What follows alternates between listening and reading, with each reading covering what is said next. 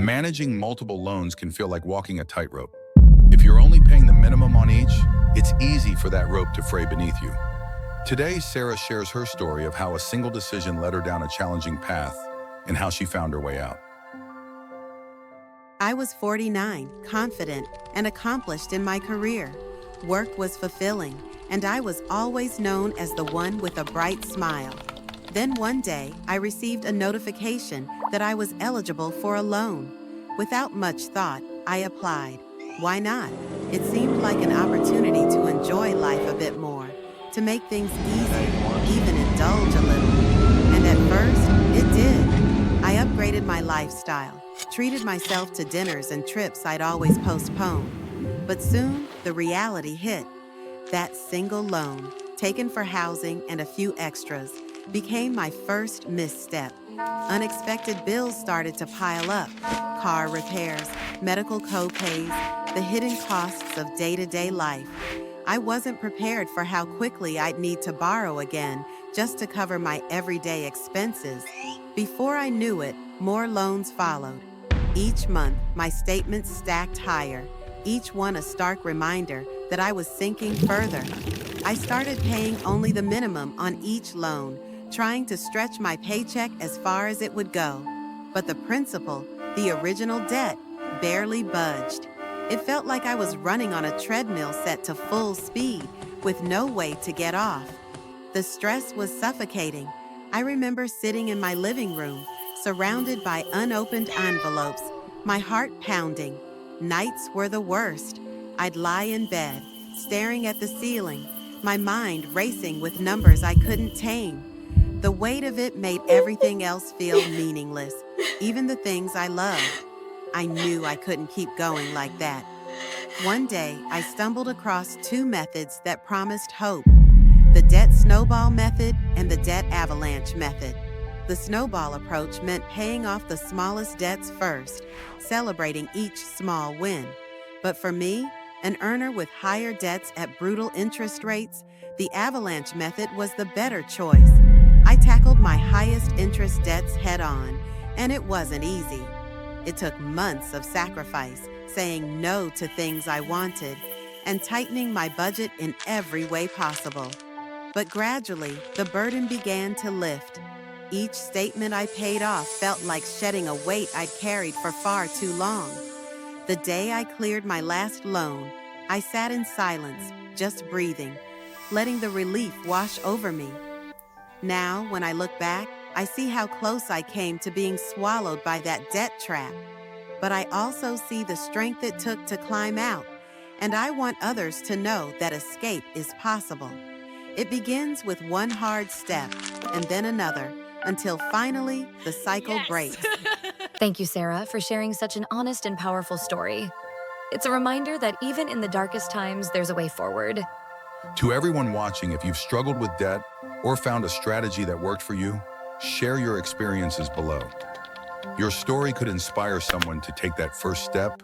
Sometimes it's not about overspending or poor planning. It's the unexpected that can completely derail even the most responsible financial plans. Life's curveballs like sudden job loss, unexpected medical bills, or urgent car repairs can wipe out savings in an instant and push loan repayments down the priority list. This is what happened to Sheila, a software engineer who had always been confident in her financial planning. I loved my job. I was confident in my career, in my savings, in my ability to stay on top of my finances. I had a budget, I had an emergency fund, and I thought I was doing everything right. Then one morning, I walked into work, and the HR department handed me a termination letter. The company was financially stressed, and suddenly my world felt like it was spinning out of control. I remember standing there, reading that letter, completely stunned. When I finally got home, I checked my account balance, hoping to reassure myself. But instead, I was hit with a cold wave of panic. My balance was almost empty, and I couldn't believe it. My savings, everything I thought would be my safety net, was gone. Suddenly, I couldn't meet my financial obligations, and I didn't know where to turn. The person I had been, the confident, in-control Sheila, was gone. The vibrant energy I once had just slipped away. I was emotionally shattered. That's such a powerful and heartbreaking story, Sheila. It's a reminder that no matter how prepared we think we are, life can throw us a curveball when we least expect it. Exactly, Kate. And Sheila's story isn't unique. John, a senior director, had a similar experience. He'd budgeted and saved all his life, confident in his financial future. But like Sheila, he was caught off guard by a life emergency. I'd always been diligent with my savings. I had a budget, I followed it, and I thought I was secure. But then, life hit. One day, I lost my job. It wasn't my fault, just a sudden, unexpected decision. I decided to check my accounts to see how I was doing. And that's when I realized I wasn't as financially secure as I thought. My balance was low. I thought I had a cushion, but in reality, I didn't. I started missing payments. Interest rates started to climb, and before I knew it, my stability unraveled. The worst part wasn't the money, it was the crushing weight of failure, the feeling that everything I worked for was slipping away. I became emotionally unstable, and it pushed me to a place I never thought I'd be. It felt like there was no way out. Sadly, I couldn't handle the pressure, and I made the irreversible decision to end my life. John's story is devastating, and it underscores a harsh reality.